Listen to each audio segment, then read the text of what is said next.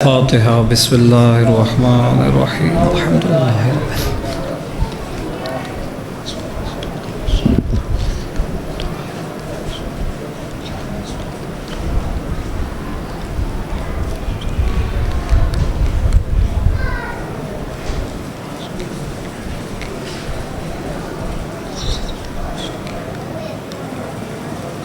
अल्लाहुम्मा सल्लि अला मुहम्मदिन व आलि मुहम्मद अल्लाहुम्मा इग़फिर लिल मुअमिनीना वल मुअमिनात वल मुस्लिमीना वल मुस्लिमात अल अहयाइ मिनहुम वल अमवात ताबि अल्लाहुम्मा बैनना व बैनहुमुल खैरात इन्नका मुजीबुद दाअवात इन्नका अला कुल्लि शैइन कदीर।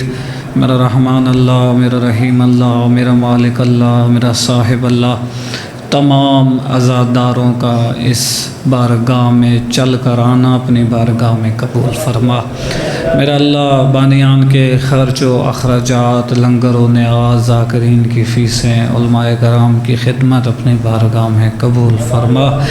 मेरा अल्लाह बानियान मोहतरम हाज़रीन महफ़िल में से अगर किसी की कोई ख़ास हाजत हो, मेरा अल्लाह कोई ख़ास दुआ हो, उसको मुस्तजाब फरमा। मेरा अल्लाह आले मोहम्मद की इज़्ज़त और अज़मत का वास्ता, मेरा मालिक अल्लाह, मेरा साहिब अल्लाह, मेरा इन्नल्लाह अला कुल्लि शैइन कदीर अल्लाह, कंबर भाई को औलाद नरीना और बेटे जैसी नेमत अता फरमा। मेरा अल्लाह आले मोहम्मद की इज़्ज़त और अज़मत का वास्ता इनके माल रिस्क में इजाफ़ा फरमा। मेरा अल्लाह इनकी तौफ़ीक़ात खैर में इजाफ़ा फरमा। इससे ज़्यादा आले मोहम्मद पर ख़र्च करने की तौफ़ीक़ अता फरमा। अपनी अपनी दुआओं की कबूलियत के लिए, मरहूमीन की मग़फ़िरत के लिए, मुस्तजाबुद दावा के लिए बुलंदतर सलावत।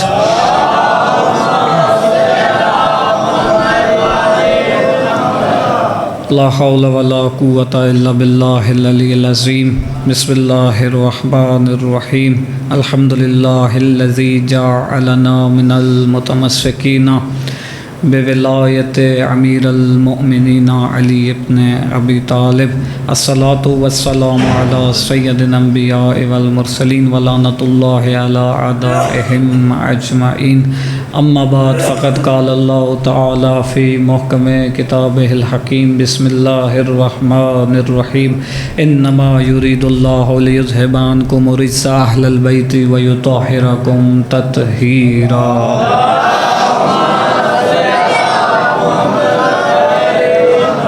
इन्नमा वलिय्युकुमुल्लाहु व रसूलुहु वल्लज़ीना आमनुल्लज़ीना व युक़ीमूनस्सलाता व यूतूनज़्ज़काता व हुम राकिऊन। सल्लल्लाहु बर मोहम्मद व आले मोहम्मद।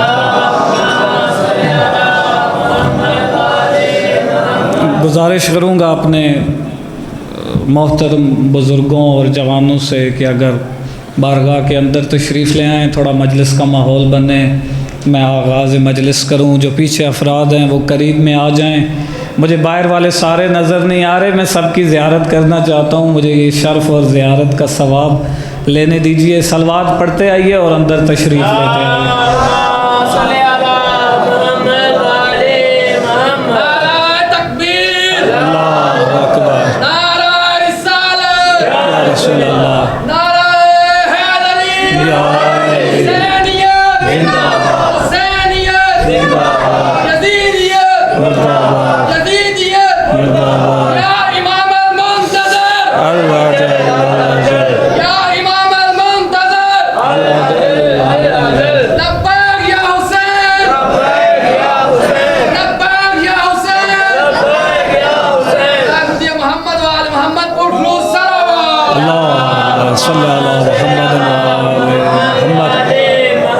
अगर साहिबान की इजाज़त हो तो मैं अपनी इबादत शुरू करूं। आप अपनी इबादत शुरू कीजिए।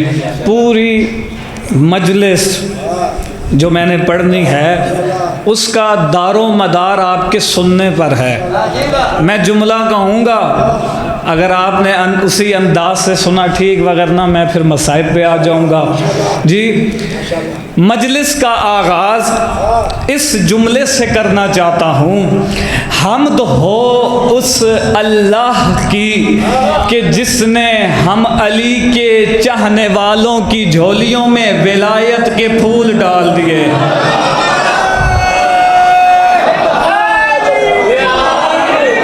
हम्द हो उस अल्लाह की कि जिसने हम हमारी झोलियों में, खाली झोलियों में विलायत अली के फूल डाल दिए और दुश्मन अली की झोली में तबर्रा यानी लानत के कांटे डाल दिए।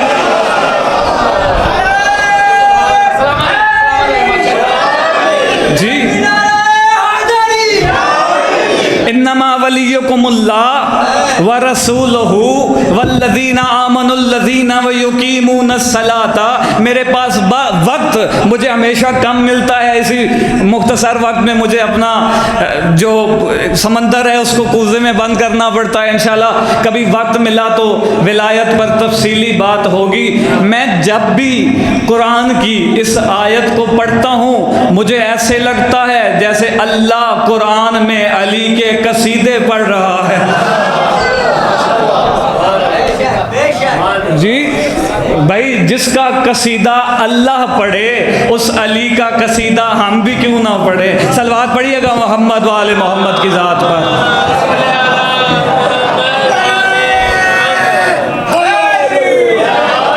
जी, और हमद होनी भी उस अल्लाह की ही चाहिए कि जिसने अली की विलायत को वहाँ ही डाला जहाँ तहारत ही तहारत हैं, वहाँ नहीं डाला जहाँ निजासत ही निजासत।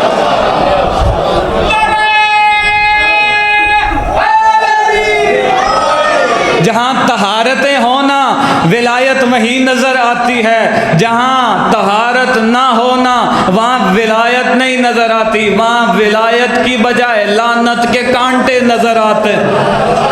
जी, हम्द हो उस अल्लाह की कि उसने अली के चाहने वालों में पैदा किया, अली के मानने वालों में पैदा किया, उस घर में पैदा किया जिसमें अली की विलायत और मोहब्बत की गवाही दी जाती है, दुश्मन अली पर लानत की जाती। जी, उस घर में। और अली जो है ना, ये मजहब का मसला ही नहीं है। जी, मजहब का मसला ही नहीं है, फितरत की बात है भाई। जी, फितरत अली मनवाती है। जुमला समझे आप? फितरत अली मनवाती है। दलील मांगिए ना, क्यों मजहब का मसला नहीं है। मैंने कहा ईसाई तो मुसलमान नहीं है, वो भी तो अली को मानता है। जी, हिंदू तो मुसलमान नहीं है, वो भी अली को मानता है। यहूदी तो मुसलमान नहीं है, वो भी अली को मानता है। मैंने कहा विलायत और अली मजहब का मसला नहीं है, फितरत का मसला है। फितरत अली मनवाती है, मजहब से ज्यादा फितरत अली को मनवाती है। यकीन ना आए ना, पूरी दुनिया घूम के देख लो, मेरी बात ना मानो, दुनिया की बड़ी से बड़ी लाइब्रेरी में चले जाओ, चाहे वो हिंदुओं की हो, चाहे वो ईसाइयों की हो, चाहे वो यहूदियों की हो, जितना यहूदी अली को पढ़कर लिख चुके हैं ना, उतना कोई ना पढ़ सका है ना कोई लिख सकता।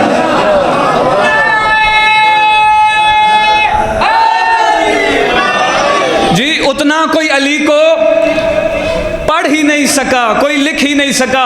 दुनिया की बड़ी बड़ी लाइब्रेरियों में जाकर देखिए, उनसे मांगिए, वो अली की फजीलतों की किताबें उठाकर आपके सामने रख देंगे। बताना ये चाहता हूँ, अली मजहब का नाम नहीं है, अली फितरत का नाम है। और एक जुमला अगर तवज्जो हो तो कह दूं, अली कैसे फितरत का नाम है? अली ऐसे फितरत का नाम है, जरा सी अक्ल से धूल को साफ करने की देर है, खुद ही अली अली करने लग जाओ।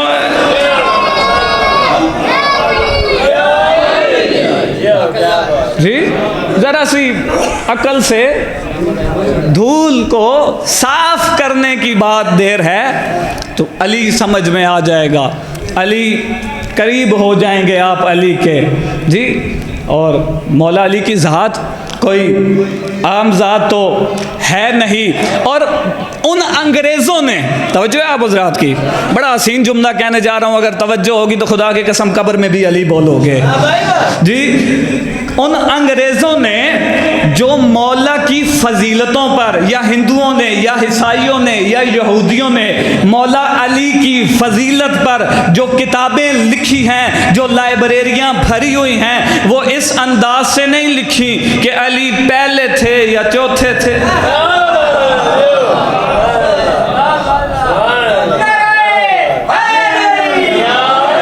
इस अंदाज से नहीं लिखी अली पहले थे या चौथे थे, बल्कि इस वसीले से लिखी जो आसमानों की खिलकत को जानता हो उसे अली कहते हैं।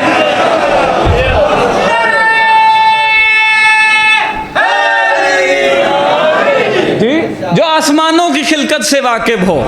कोई भी आज तक ये दावा नहीं कर सका कि मैं ज़मीन से ज़्यादा आसमानों को जानता हूँ।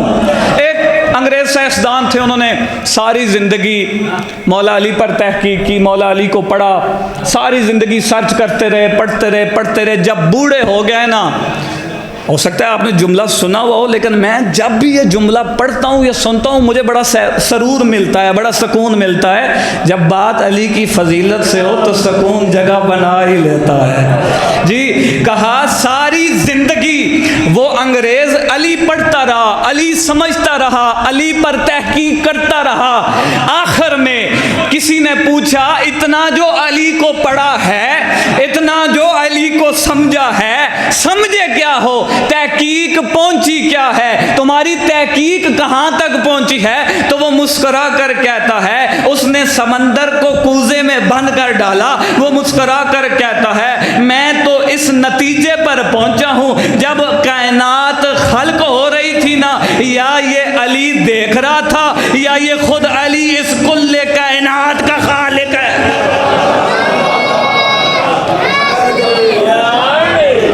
जी,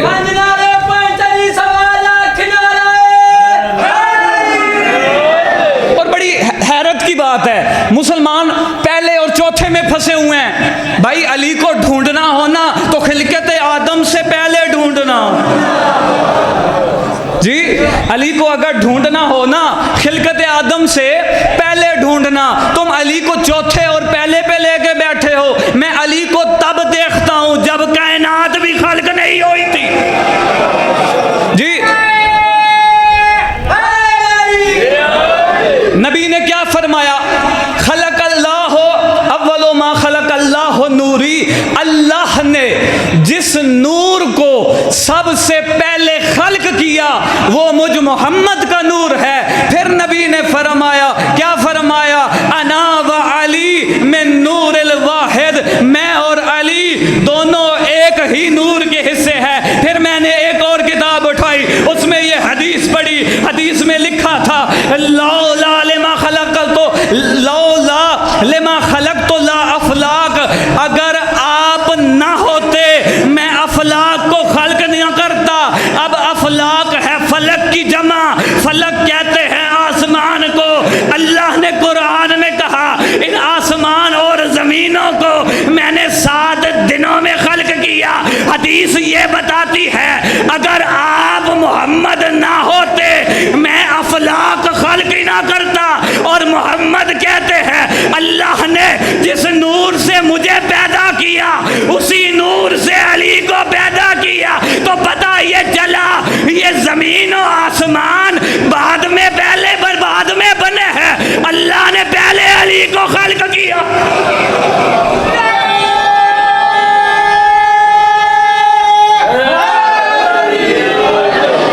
जी, अल्लाह ने पहले नबी को खल्क किया। सलवात पढ़िएगा मोहम्मद वाले मोहम्मद की जात पर। बस एक जुमला फजीलत को सुनिए, मैं मसाइल की तरफ आऊँ, मुख्तसर है।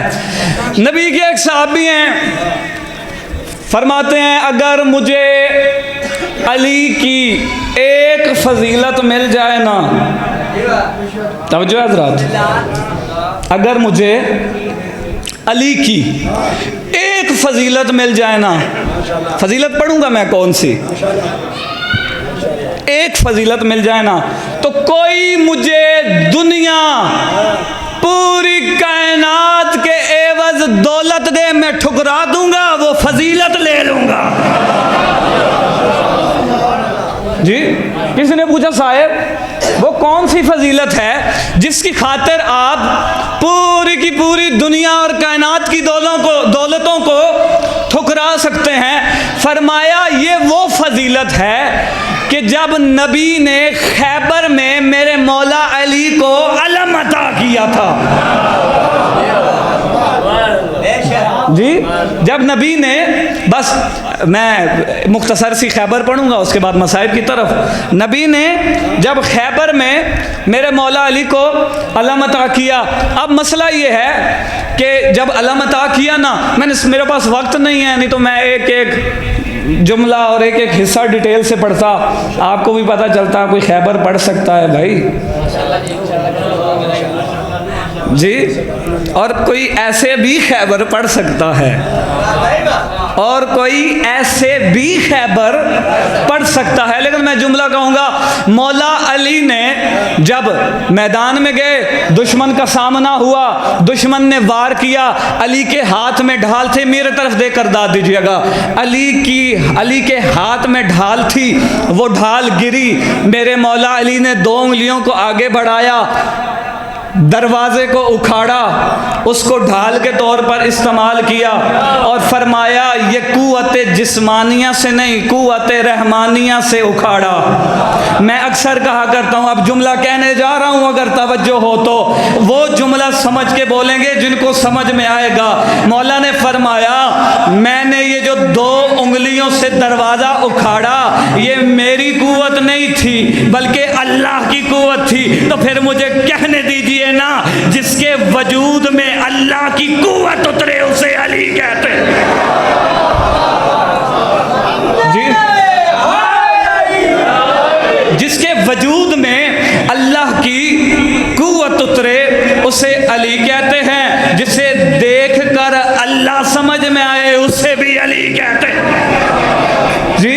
जिसे देखकर अल्लाह समझ में आए, जिसे देखकर अल्लाह की मार्फत ज़्यादा से ज़्यादा हो, उसे अली कहते हैं। मौला अबू तालिब का एक एहसान है, वो एहसान सुन लीजिए। वो एहसान ये है, हज़रत अबू तालिब कुरैश के बच्चों के ऊपर एक एहसान करते थे। एहसान क्या करते थे कि कुछ अरसे बाद कुश्ती का मुकाबला करवाते थे और हर कुछ मुद्दत के बाद दौड़ का मुकाबला करवाते थे जी। हर कुछ अरसे के बाद कुश्ती का मुकाबला होता था और हर कुछ अरसे के बाद दौड़ का मुकाबला होता था। मसलन अब मुझे ये याद नहीं है कि हर एक हफ्ते के बाद होता था या हर एक महीने के बाद होता था। मैंने पूरी मजलिस छोड़ दी, आखिरी जुमले पे आ गया और देखना चाहता हूँ आपकी समाअत कैसी है।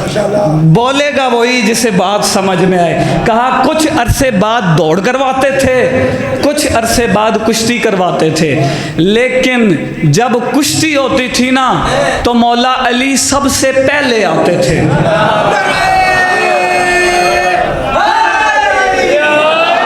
जब कुश्ती करवाते थे ना तो मौला अली सबसे पहले आते थे, मगर जब दौड़ आती थी ना मौला नजर ही नहीं आते थे। काफ़ी दफ़ा ऐसे हुआ मौला अबू तालिब ने ये महसूस किया जब भी दौड़ आती है अली नज़र नहीं आते। किसी दिन मौला ने अबू तालिब ने अली से पूछा, अली जब दौड़ होती है तुम नज़र नहीं आते, जब कुश्ती आती है तुम पहले आ जाते हो। कहा बाबा दौड़ता वो है कि जिसको मैदानों में दौड़ने की ज़रूरत हो, मुझे अली को पसंद ही नहीं है कि मैं मैदान से दौड़ जाऊं जी। ये पहला जुमला था। बहरहाल मेरे पास वक्त नहीं है, अगर वक्त होता तो मैं इससे आगे भी पढ़ता जी। हज़रत मोहम्मद इब्न हनफिया घोड़ी ले आए और वो घोड़ी जो थी बड़ी ही मोटी, ताज़ी, तेज़ भागने वाली थी। मौला ने देखा, हैरान हुए, मोहम्मद इब्न हनफिया तुम्हें तो पता है अली ऐसे घोड़े पर सवारी नहीं करता।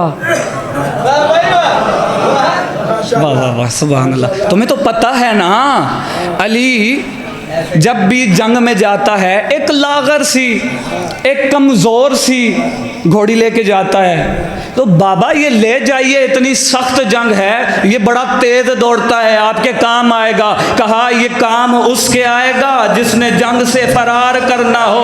अली उसको कहते हैं जिसके बारे में नबी ने फरमाया था, लाओती अन्ना रायतन गदन राजुलन राजुलन करारन गैर फरारन, कल मैं अलम उसको दूंगा जो मर्द होगा, जो गैर फरार होगा, जो करार होगा। बताऊं गैर फरार किसे कहते हैं? गैर फरार उस मर्द को कहते हैं जो मैदान में डट कर मुकाबला करे। अली के सिवा तुम्हें कोई ना मिलेगा जिसने जंगों में डट कर मुकाबला किया हो। अली वो इमाम है जो आते सबसे पहले थे, जाते सबसे आखिर।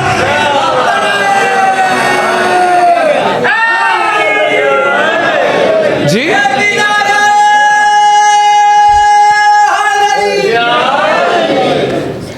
बहरहाल बड़ा सख्त दिन है इसी अली के लिए।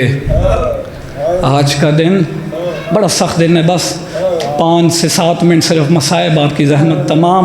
मुझे लंबे मसाइब पढ़ने थे, मेरे पास वक्त नहीं है। ख्याल रहे, जुमला कहने जा रहा हूँ, ख्याल रहे आज उस इमाम की शहादत है। अजरुकुमिंदल्लाह, उस इमाम की शहादत है जो 35 साल खून के आंसू रोता रहा। अजरुकुमिंदल्लाह, अजरुकुमिंदल्लाह, अजरुकुमिंदल्लाह। ज़हरा दुआएं देती है, मौला सादिक मुसल्ला बिछा कर दुआ करते हैं, कुर्बान जाऊं। और अज़ादारों, जब मौला का ताबूत है ना, जब बोसा देने लगो ना तो बड़े आराम से देना, ध्यान करना। ज़ख्मी इमाम, ज़ख्मी इमाम है तुम्हारा, बड़े आराम से ताबूत को हाथ लगाना, बड़े आराम से।